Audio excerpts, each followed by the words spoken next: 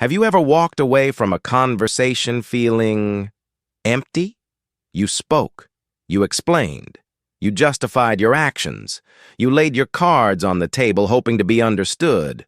But instead of respect, you felt a loss of power. You felt cheap. Here is a brutal truth about human psychology. The moment you start explaining yourself, you have already lost. In the laws of power and social dynamics, the person who speaks the most is rarely the one in control. Explanation is often a disguise for submission. It is a plea for validation. Today, we are going to kill that urge. We will dissect the psychology of silence. We will teach you why the most powerful people in history, from Stoic emperors to modern tycoons, never explain themselves. Welcome to the quiet side of power. Why do we explain? Why do we feel the burning need to fill the silence with words? Psychologically, it is a defense mechanism. It is rooted in childhood. When we were children, we explained ourselves to avoid punishment from adults. I did it because it wasn't my fault but you are no longer a child, and the world is not your parent. When you explain yourself to a peer, a rival, or a partner, you are subconsciously assigning them the role of the judge. You are placing yourself in the witness stand.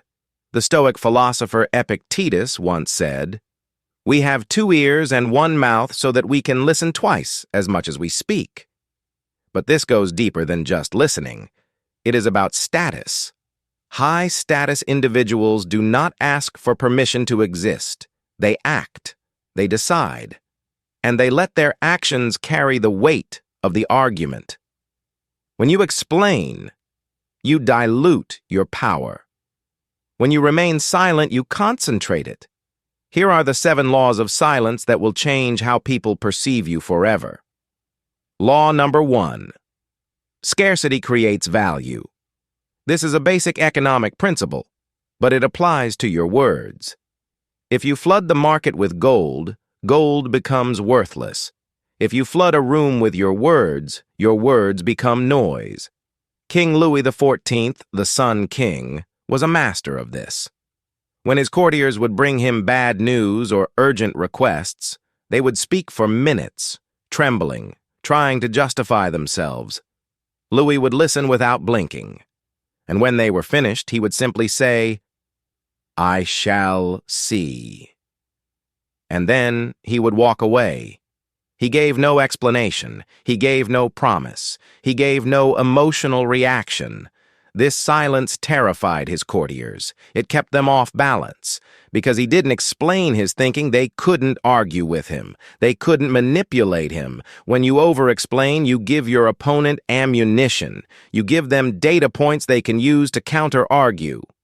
"I can't come tonight because my car broke down and I have a headache." Now they can offer to pick you up. They can offer you medicine. You have trapped yourself. Compare that to simply saying, "I cannot make it." End of sentence. The silence that follows that sentence is heavy. It commands respect. It shows that your decision is final and requires no external validation. Law number 2. Silence acts as a mirror. Humans are social creatures. We are terrified of the void. When there is silence in a conversation, the average person feels anxiety. They feel a social vacuum that they must fill. If you can become comfortable with silence, you force the other person to fill that void. And usually, they fill it with the truth they were trying to hide. Imagine you are in a negotiation, or you suspect someone is lying to you. You ask a question. They give a half answer. Most people would immediately ask another question. Don't. Instead, look them in the eyes and remain silent. Keep your face neutral. Count to 4 in your head. The pressure of your silence will become unbearable for them. They will assume you know more than you do. They will assume you see through their lie, and they will start talking. They will explain more. They will trip over their own words. They will reveal their true intentions just to break the tension you created. As Robert Greene wrote, "Silence is a weapon. It creates an uneven playing field. By not explaining yourself, you force others to explain themselves to you. You flip the script. You become the judge, and they become the one on trial. Law number 3. Mystery breeds attraction and fear. The human brain is an engine designed to solve puzzles. When you tell people everything about your life, your plans, your fears, your reasons, you become a solved puzzle. You become boring, and in the hierarchy of power, the boring are ignored. We live in an age of radical transparency. People broadcast their every thought. They explain their every move online. They think they are connecting. They are wrong. They are making themselves common. When you withhold an explanation, you create a gap in knowledge. You create a void. And human beings are naturally drawn to fill that void with their own imagination. If you achieve a small success and stay silent, people will wonder, how did he do it? What is his next move? They will talk about you. They will analyze you.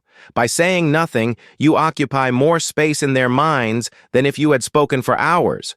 Remember, you cannot attack what you cannot see. When you don't explain your strategy, your enemies cannot predict your next move. Silence is the fog that hides your dagger until it is too late for them to react.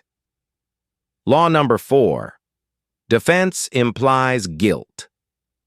Let's talk about insults, rumors, and attacks. When someone attacks your character, the instinctive reaction is to defend yourself, to explain why they are wrong, to provide evidence. But notice what happens when you do this. By taking the time to refute an insult, you are acknowledging that the insult has weight. You are saying, your opinion matters enough for me to waste my energy fixing it. The Stoics understood this clearly. Seneca, the great Roman philosopher, said, "Now, to be able to endure odium is the first art to be learned by those who aspire to power." When you explain yourself to a hater, you lower yourself to their level. You enter the mud with them. The most insulting thing you can do to an enemy is not to shout back. It is to ignore them completely. Silence sends a devastating message. You are irrelevant to my existence. Nothing infuriates an enemy more than the realization that their words failed to provoke a reaction. Your silence is the shield that turns their own poison back against them. Law number 5. Autonomy requires no footnote. Why do you feel the need to justify your life choices? I quit my job because I'm not getting married yet, because I spend my money on this, because every time you add a because, you are essentially handing the other person a pair of scissors and asking, do I have permission to cut these strings? A sovereign individual, a master of their own fate, acts. The action itself is the explanation. If you want to leave a party early, you leave. If you want to change careers, you change. If you want to say no to a request, you say no. You do not owe the world a footnote for your existence. The moment you stop explaining your choices is the moment you truly start owning them. Never complain. Never explain. This was the motto of the British aristocracy and many great leaders like Benjamin Disraeli. Never complain. Never explain. Complaining shows you are a victim. Explaining shows you are unsure. Cut them both out of your life and watch your perceived value skyrocket. Law number 6. Excuses are for the servants. We are human. We make mistakes. We miss deadlines. We arrive late. We break promises. The weak man's immediate reaction to a mistake is a flood of explanations. I'm sorry I'm late, the traffic was terrible, and then my alarm didn't go off. And stop. Every excuse you give drains the power from your apology. It shifts the focus from your integrity to your incompetence. It tells the world that you are not in control of your own life, that traffic, alarms, and circumstances control you. True authority takes ownership without a footnote. When a Stoic leader messes up, they use a simple, devastatingly effective formula. Acknowledge the error. Fix it. Silence. I was late. It will not happen again. There is no because. The because does not matter to the result. This level of accountability is terrifying to average people because it leaves you fully exposed. But that exposure displays immense confidence. It shows you are strong enough to carry the weight of your own faults without needing to cushion the blow with a story. Never explain your failure. Own it, correct it, and move on.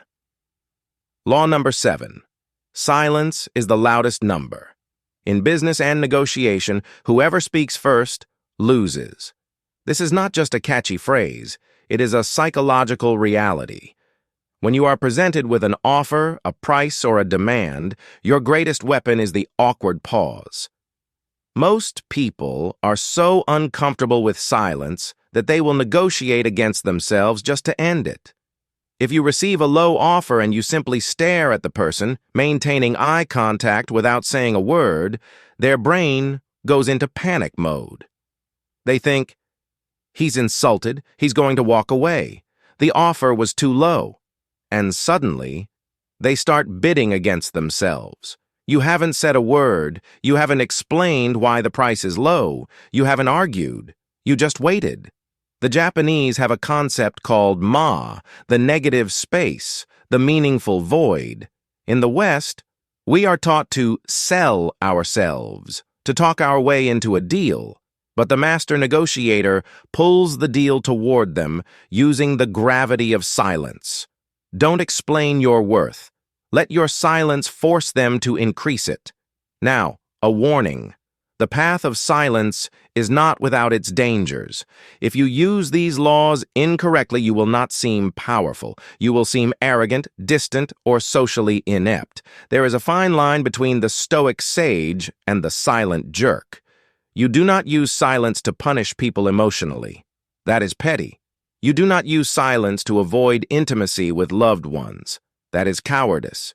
You use silence to protect your energy, to maintain your sovereignty, and to observe the world with clarity. So, how do we integrate this into a modern life without becoming a hermit? The world is drowning in noise. Everyone is shouting to be heard. Everyone is explaining their existence, begging to be understood, desperate for validation. They are leaves blowing in the wind. But you are the root. By embracing the power of silence, you are not checking out of society. You are ascending above it. Let's recap the arsenal you have just acquired. Scarcity. You speak less, so your words are worth more. The mirror. You let others fill the silence with their own truths. Mystery. You become a puzzle that fascinates and intimidates. The shield. You refuse to validate insults with a defense. Sovereignty. You act without asking for permission. Ownership. You apologize without excuses. Leverage. You let silence negotiate for you. This is not a trick. This is a transformation of character. When you stop explaining yourself, you begin to trust yourself. You stop looking outward for approval and start looking inward for resolve. Now, I have a challenge for you. Watching this video is easy. Understanding the logic is easy. But executing it, that is where the weak fall away. For the next 24 hours, I want you to practice radical non-explanation. Go about your day, make your decisions, answer questions directly, but remove the word because from your vocabulary. If you decline an invitation, just say, "No, I can't make it," then stop. If you express an opinion, state it, then stop. If you make a mistake, own it, then stop. It will feel uncomfortable. Your skin will crawl. You will feel the urge to fill the silence. Resist it. Sit in that fire. That fire is forging a stronger version of you. And if you accept this challenge, I want you to write one word in the comments below. Silence. Let the comment section be a roll call for the few who are ready to walk this path. Pythagoras once said, "Be silent, or let thy words be worth more than silence." The world explains itself to you. You do not explain yourself to the world. Master your tongue, and you will master your life.